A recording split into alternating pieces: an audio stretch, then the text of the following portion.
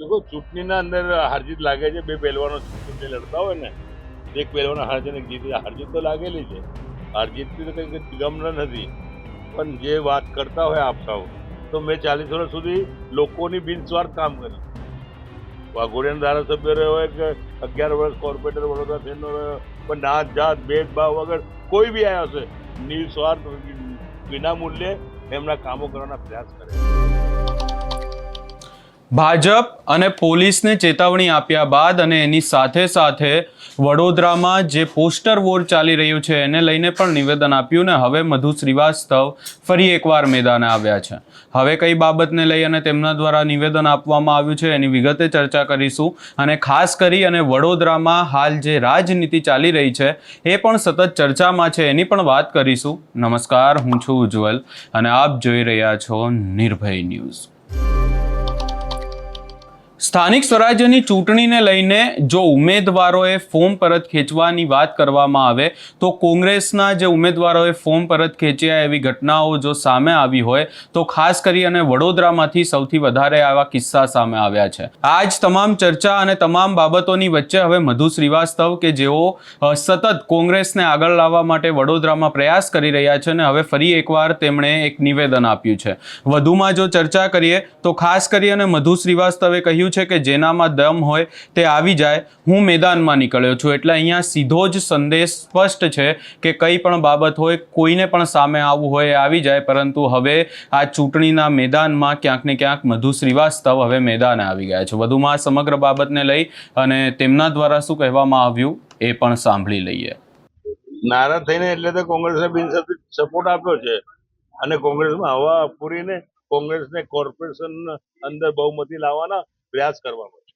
પરિવારજનો, આપની બે દીકરીઓ ચૂંટણી જંગમાં છે, આપના માટે એક પ્રતિષ્ઠા બની ગઈ છે આ દીકરીઓને જીતાડી. કેવી રીતે મિશન પાર પાડશો? કારણ કે ભાજપ વાળા તો બિનહરીફો બી કરવા ગઈકાલ સુધી પ્રયાસો હતા.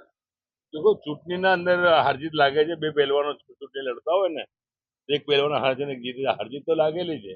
હારજીતથી તો કંઈ ગમ નથી, પણ જે વાત કરતા હોય આપ સૌ, તો મેં 40 વર્ષ સુધી લોકોની બિનસ્વાર્થ કામ કર્યું. વાઘોડિયાના ધારાસભ્ય રહ્યો હોય કે 11 વર્ષ કોર્પોરેટર વડોદરા શહેરનો રહ્યો, પણ નાત જાત ભેદભાવ વગર કોઈ બી આવ્યો હશે, નિસ્વાર્થ વિના મૂલ્યે એમના કામો કરવાના પ્રયાસ કર્યા છે. એના આધારે તો મારી દીકરીઓને બી વોટ આપશે ને મારી દીકરીને સાથે જેટલા બી પેનલમાં ઉભા છે એમને બી વોટ આપીને પેનલ આપીને 14, 15, 16, 3 કોર્પોરેશનની સીટો બહુમતીથી જીતે છે અને 3 પેનલ જીતે છે. જેનામાં દમ હોય આ 3 વોર્ડના અંદર આવી જાય, હું મેદાનમાં નીકળ્યો છું. જ્યારે આ બે બેઠકો બિનહરીફ થઈ તો આ 3 બેઠકો માટે પણ એવા પ્રયાસ થતા હતા કે કોઈ કોંગ્રેસને લઈ લઈએ અને ભાજપમાં જોડીને બિનહરીફ કરી દે. આવા પ્રયાસો પણ વાત હતી. 14, 15 ને 16માં કોઈ આવ્યું નથી અને આવવાની હસ્તી બી નથી. એમની ખરીદવાની બી હસ્તી નથી. એટલે ઠીક છે, હવે અમે જ શીખવાડ્યું છે આમ લોકોને કે કેવું કરવાનું ભાજપના અંદર, કેવી દાદાગીરી કરવાની ભાજપમાં. અમે જ શીખવાડ્યું. અમને શીખવાડવા આવે એ શક્ય નથી. તમારા કાર્યકર્તાઓને કોઈ દબાણ કરશે તો અમારા કાર્યકર્તા સીધા કરી નાખશે એમને. માત્ર બાબત અને મામલો એટલો જ નથી, પરંતુ મધુ શ્રીવાસ્તવે જે ભાજપના ધારાસભ્ય છે, વડોદરાના ધારાસભ્ય છે શૈલેષ સોટા, એમની સામે પણ ક્યાંક ને ક્યાંક આડકતરી રીતે આકરા પ્રહારો કર્યા હતા.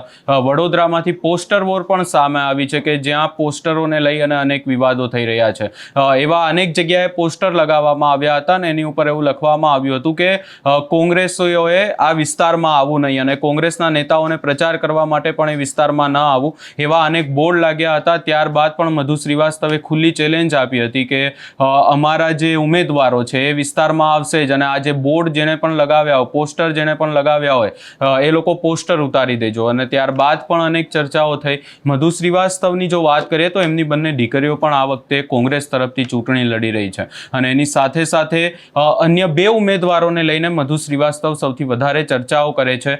એ જે આખી પેનલ છે, ખાસ કરી અને વોર્ડ નંબર 14, 15, 16ની જે જે પેનલ છે એ મજબૂત લાગી રહી છે વડોદરામાં, અને કોંગ્રેસ ક્યાંક ને ક્યાંક એ પેનલ સાથે વોર્ડ નંબર 14, 15 અને 16માં જીતી પણ શકે છે એવી ચર્ચાઓ થઈ રહી છે, કારણ કે મધુ શ્રીવાસ્તવનો પણ ક્યાંક ને ક્યાંક એ વિસ્તારમાં મજબૂત પક્ષ છે અને મધુ શ્રીવાસ્તવ છેલ્લા કેટલાય સમયથી એ વિસ્તારમાં એક્ટિવ પણ છે. હવે જોવાનું રહેશે કે આ પેનલનું શું થાય છે, અને ખાસ કરીને મધુ શ્રીવાસ્તવે હવે આ જે દાવો કર્યો છે એને લઈ તમારો શું અભિપ્રાય છે અમને કમેન્ટ કરી જરૂર જણાવશો, અને અમારી ચેનલ નિર્ભય ન્યૂઝને લાઇક, શેર, સબસ્ક્રાઇબ કરવાનું ભૂલશો નહીં.